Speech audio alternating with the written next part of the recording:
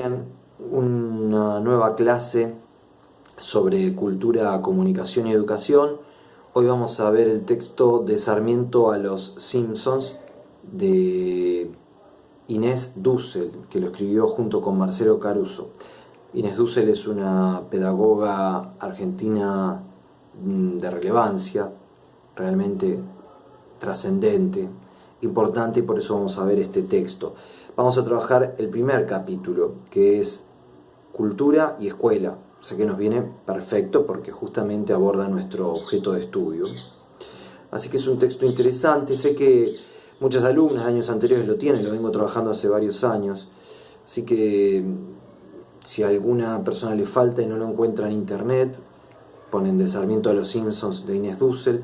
Si no encuentran el PDF en internet y tienen alguna compañera, bueno, pueden comunicarse por WhatsApp, y si esa compañera lo puede escanear en ese programita de escáner que es gratuito, esa aplicación gratuita que se baja de internet, tal vez se lo podrían pasar. Es una opción, digo. Bien, bueno, este texto reflexiona acerca de la escuela y los segmentos sociales, cómo los segmentos sociales impactan en el ámbito escolar y cómo influye eso en el espacio áulico. Para eso, Inés Dussel, que toma entonces el concepto de clase social como clave, trabaja con tres categorías conceptuales: unitarismo, binarismo y tercerismo. Vamos a ir viendo cada una de ellas.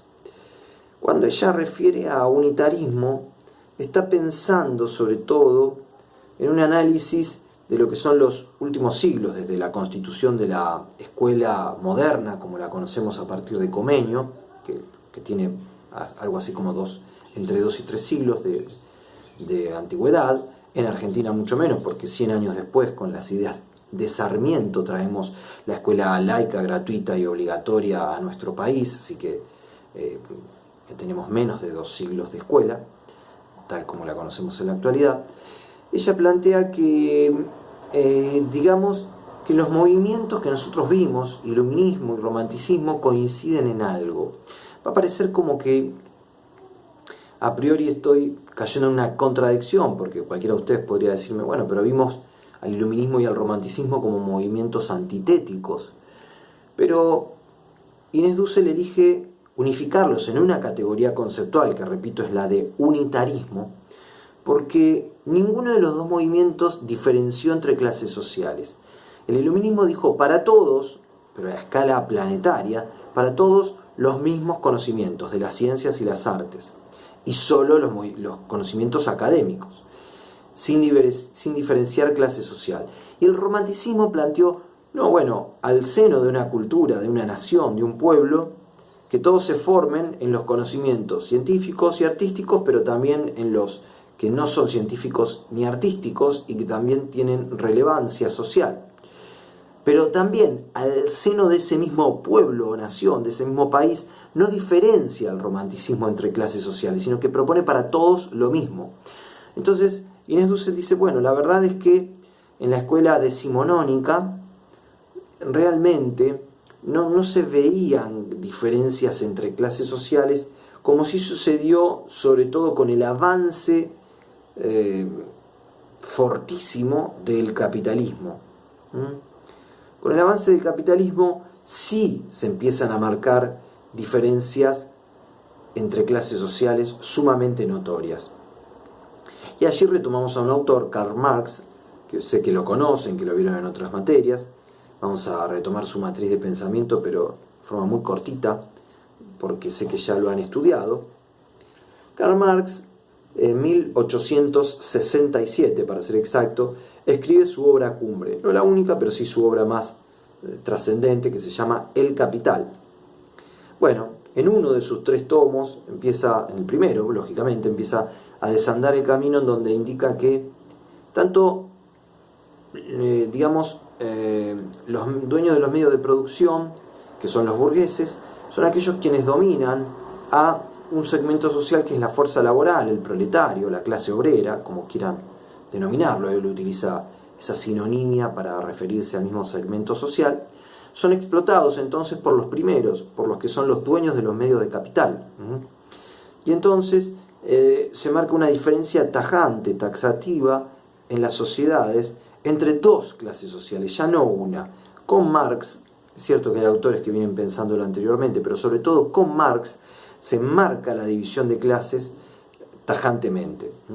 Él crea esta matriz, recrea, porque en realidad la observa en la sociedad, recrea esta matriz y la postula en sus conceptos teóricos.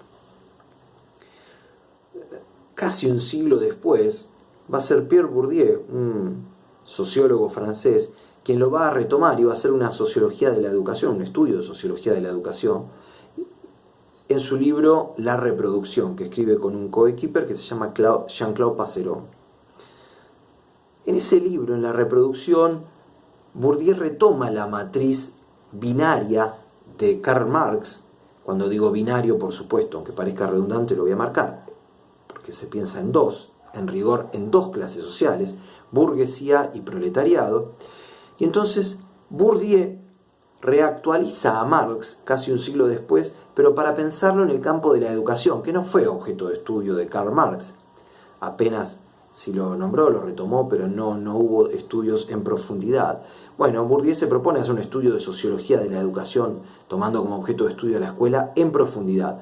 Y él dice, bueno, en la escuela se observa lo que yo denomino como binarismo, ya no unitarismo. Vamos a la segunda categoría conceptual, que es la de binarismo. ¿Por qué plantea binarismo Bourdieu? Él indica, siguiendo esta matriz marxista, que los docentes, los directivos y en general los actores partícipes de la escuela, sobre todo quienes comandan la cultura escolar, tienden a reproducir los valores de la clase económicamente favorecida, tienden a valorar las prácticas idiosincráticas de los sectores mejor posicionados económicamente en la sociedad. Siempre hablamos a nivel económico, ¿sí? Porque a nivel humano-social, a nivel afectivo, no tiene por qué un segmento social ser superior al otro, pero sí a nivel económico es cierto que la burguesía está en mejores condiciones. Y entonces indica Bourdieu que los docentes tienden a reproducir y a validar las prácticas de la burguesía. Y por lo tanto, los niños de los sectores económicamente desfavorecidos que asisten a la escuela pública francesa, que es el lugar en el cual Bourdieu, siendo francés, lógicamente desarrolla, esos niños notan que sus prácticas no están siendo validadas en el ámbito escolar. Encuentra en la escuela un ámbito hostil, plantea Bourdieu, y en algunos casos hasta se vislumbra una violencia simbólica ceñida, dirigida hacia el chico que no tiene las prácticas burguesas asimiladas. Vamos a los ejemplos. Bourdieu comenta que realiza investigaciones por vía de dos técnicas de recolección de datos. Una es la de observación participante de las clases. Y allí él recrea una clase en la cual una docente, al repasar las labores, los trabajos, para que los niños aprendan cuáles son los trabajos, lo hace, los trabajos en la vida adulta, lógicamente, lo hace repasando de qué trabaja cada padre. Y entonces un niño le dice que es comerciante, su padre, el otro le dice que su padre es abogado, el otro que el padre es médico, el otro que el padre es empresario, etcétera, etcétera. Cuando una niña le pregunta a una niña, comenta Bourdieu, lo van a leer en el texto, la docente le pregunta a una niña de qué trabaja su padre, ella le dice que su padre recoge cartones, es lo que hoy denominaríamos un reciclador urbano. Y entonces la docente rápidamente pasa hacia otro niño y no le da el lugar para que la chica comente especificaciones, la alumna comente especificaciones de lo que hace su padre, como sí había hecho con el resto de los alumnos, con el resto de los niños y niñas. Por lo tanto, esa niña que, evidencia vivir en un contexto socioeconómico desfavorable, advierte que consciente o inconscientemente la docente definitivamente la censura la labor de su padre, y entonces entiende que las prácticas de su hogar no son las que la escuela abraza, las que la escuela reconoce como validadas socialmente. Es decir, que recibe una censura a su vida intrafamiliar. Por lo tanto, es de esperar que esa niña, insisto en el caso del ejemplo de Bourdieu, a posteriori, ya una vez que recibió la censura, consciente o inconscientemente, insisto, de la docente que valida prácticas burguesas, a posteriori entonces se va a autocensurar, es decir, ya no va a querer hablar sobre aquello que le sucede al seno de su propia familia, de su propia vida nuclear y de lo que ella realiza. Por supuesto que estamos en el último estadio de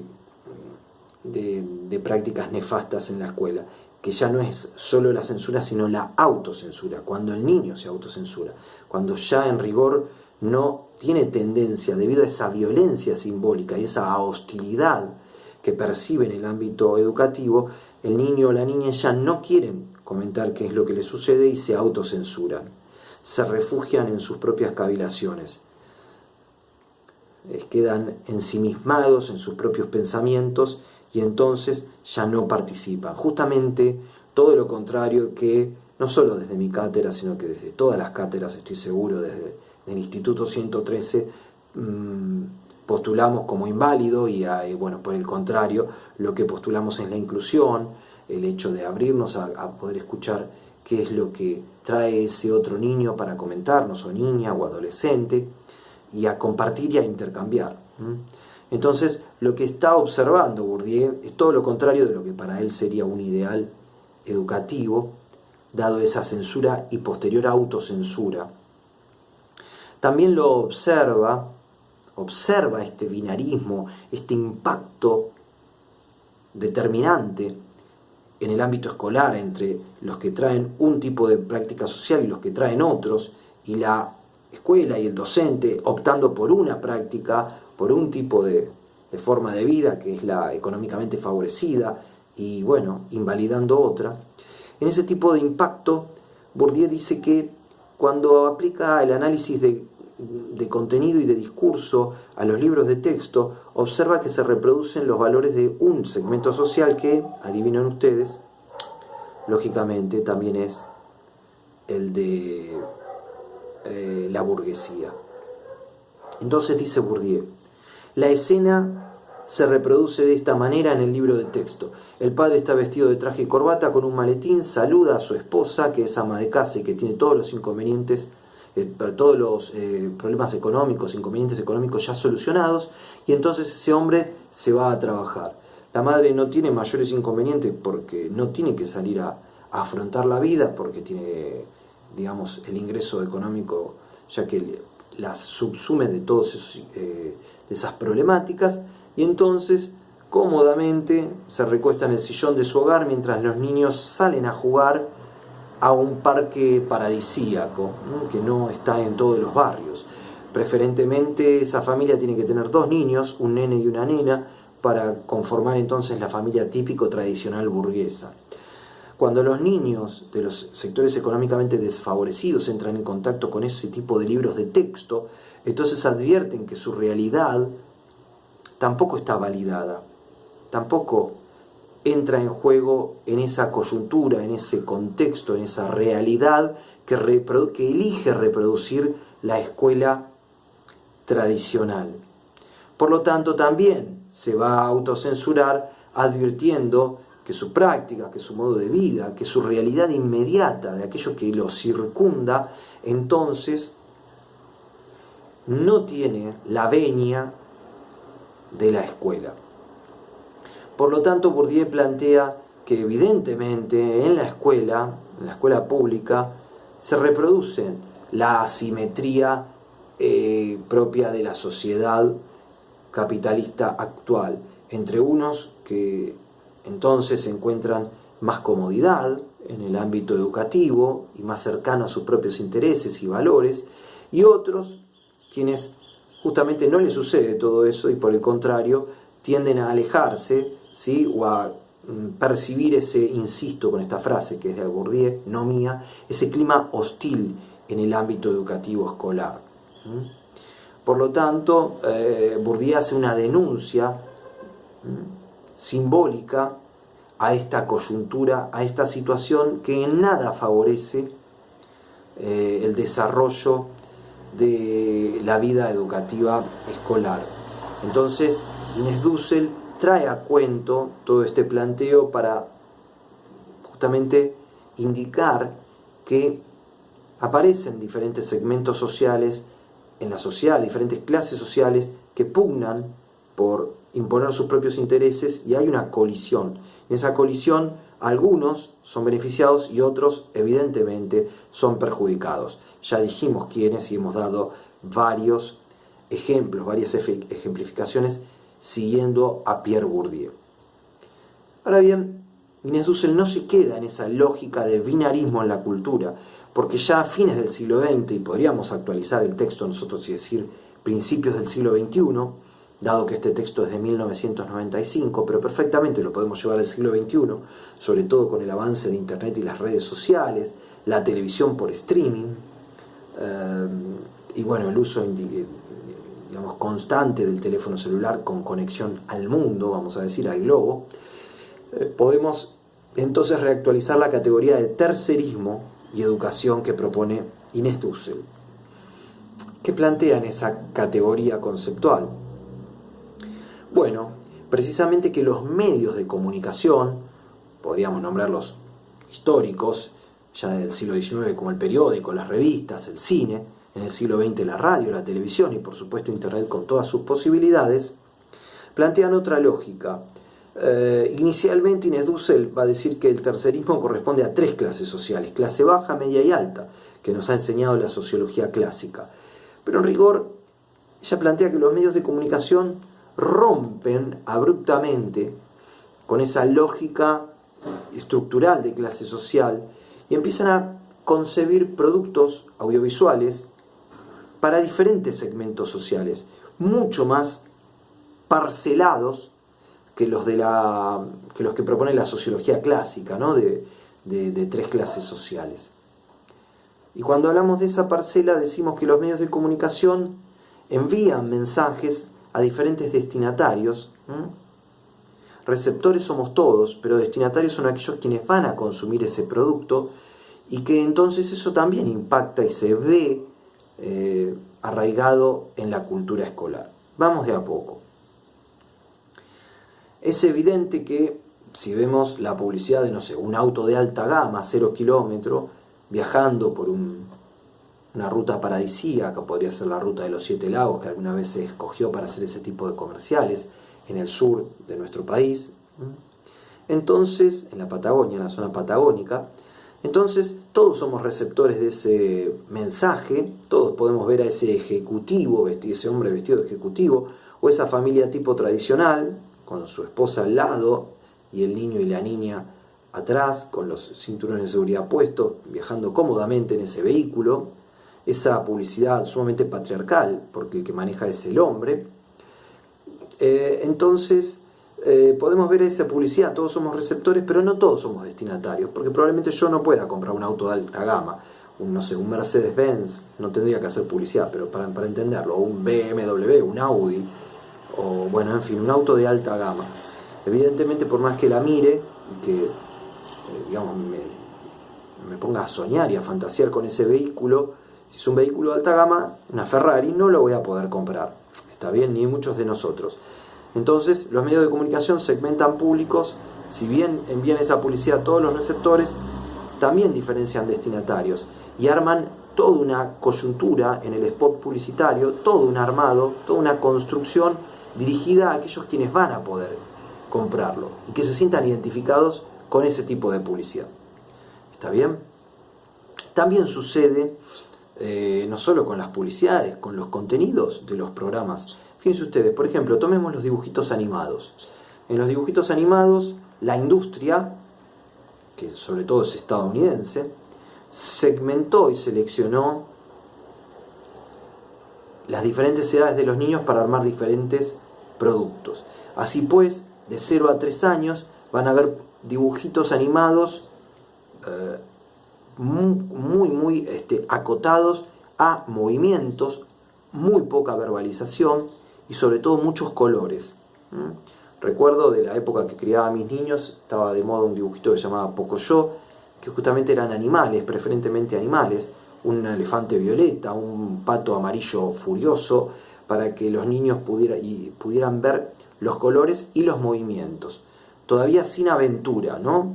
Entonces, con algunos sonidos o con alguna voz en off y algunos movimientos, ese producto estaba dirigido entonces para niños de 0 a 3 años que pudieran seguirlos. De 4 a 7 años entonces ya estamos hablando de otro tipo de dibujito animado, ¿sí? Si bien todos son receptores los niños, va un destinatario posible que va a atender a ese dibujito animado que le compete, que digamos que lo satisface, y entonces es aquel donde aparecen aventuras. Bueno, podría ser Tom y Jerry, la Pantera Rosa, o en la actualidad podríamos pensar en Jorge el Mono Curioso, no sé si lo conocen, es otro dibujito animado que tiene una muy buena musicalización de jazz de fondo, siempre me llamó la atención eso. Y entonces un mono que simula ser un niño chiquito, tiene un montón de aventuras, hace esto, lo otro, aquello, y por lo tanto los niños siguen ya un hilo conductor a lo largo de ese dibujito animado, o Dora la Exploradora, o podría ser cualquier otro. En fin, calculo que estos ejemplos ustedes los deben conocer. Ya cuando avanzamos en la edad, chicos de 9, 10 años, 11, estamos hablando de preadolescentes, prepúberes, 12 años, ¿por qué no? Podríamos estirarnos. En ese segmento ya tenemos bien diferenciados los dibujitos animados para varones y para nenas, en una esquematización de la sociedad muy pragmática, muy pensada hacia lo binario, y entonces a las niñas les producen, sobre todo la industria estadounidense, dibujitos animados con princesitas que están vestidas con prendas muy pulcras, muy puntillosas, muy delicadas, ¿está bien? Probablemente maquilladas, esas niñas que hacen de princesas, ¿sí? Y que viven aventuras suaves, donde los niños que aparecen también tienen muy buenos modales, etcétera, etcétera. Para los varones todo lo contrario, nada de vestidos pulcros, sino que los dibujitos animados se orientan hacia monstruos feroces, que se les cae la baba y que tienen caras que dan miedo, y que tienen puños que pueden destruir paredes y que rompen todo, ¿está bien? Y que de alguna manera se arma una aventura donde tienen que librar del mal a otros, ¿no? Otros monstruos que son peores que estos, son más feos todavía, y que están del lado del mal. Y entonces se enfrentan el mal y el bien, y por medio de las trompadas se resuelve todo. Bueno, esos son los dibujitos animados por lo general para los varones. Entonces hay, de alguna manera, la televisión segmenta ya no solo clases sociales, sino que,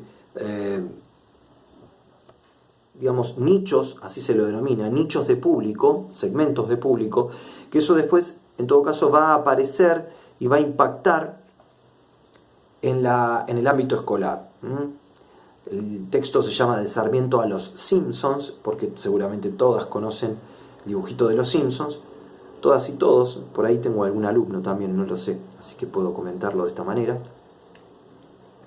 Y entonces, para todos, en definitiva, este video, seguramente en los Simpsons se pueden advertir muchos elementos que terminan impactando en el ámbito escolar, chicos que reproducen muchas prácticas que pueden ver en los Simpsons o en otros dibujitos. Los Simpsons que, si se fijan ustedes en los ejemplos que termina dando Inés Dussel, tienen un color mostaza porque tratan de no referir a una etnia en particular, blanca, negra o piel roja o amarillo oriental, tratan de no referir a ninguna de ellas y que todos se vean representados de alguna forma, ese es el intento. Bueno, Inés Dussel termina el texto indicando que hay muchas ejemplificaciones donde los medios de comunicación digamos, influyen en los niños y los niños terminan llevando eso a la escuela, a la cultura escolar. Niños, por ejemplo, comenta Inés Dussel, niños blancos en Estados Unidos que se visten con ropas que digamos, acostumbran a utilizar ropas amplias, que acostumbran a utilizar los hombres de etnia negra de la zona de New Orleans, de Brooklyn, y que están representados en sus, por ejemplo, en sus ídolos, que son basquetbolistas. Ella retoma al basquetbolista más destacado de la época, que es Michael Jordan, el mejor basquetbolista de todos los tiempos, sin lugar a dudas. Si bien hay muchos grandes basquetbolistas, este es el mejor.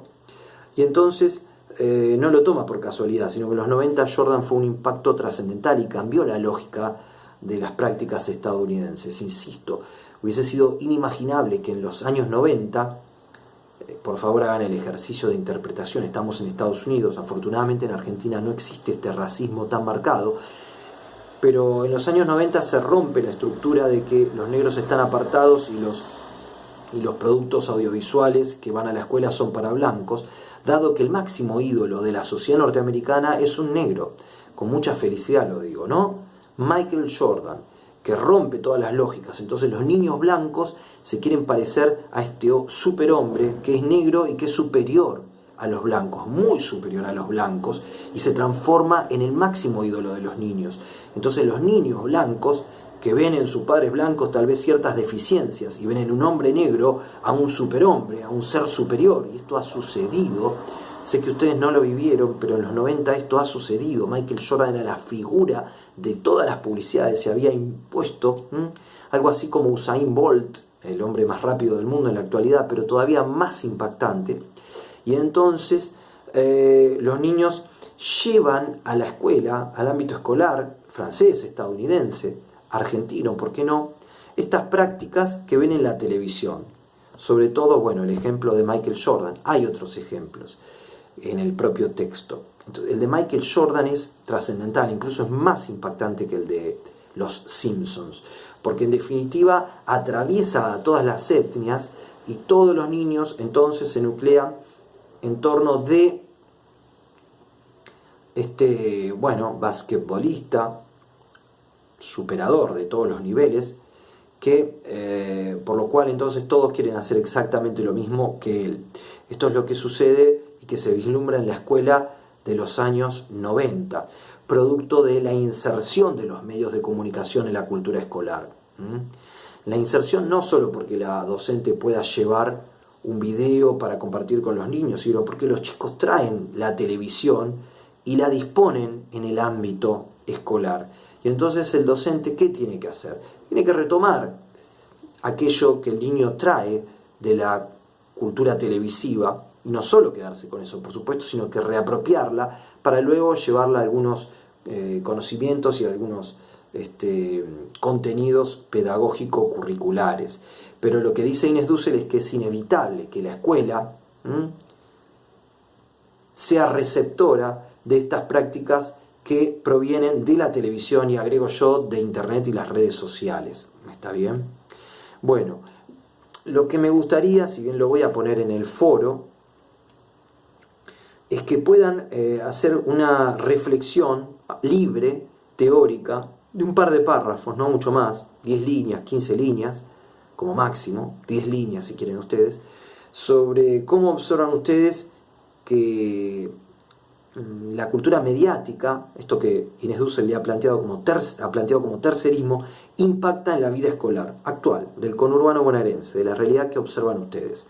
Insisto, esta consigna la voy a poner en el foro para que la trabajemos, y recuerden que durante este proceso, bueno, propio de la pandemia, como todos conocemos, vamos dando este tipo de clases como podemos, y también vamos evaluando a través de lo que ustedes escriben en el foro, en el sitio virtual que nos brinda la institución.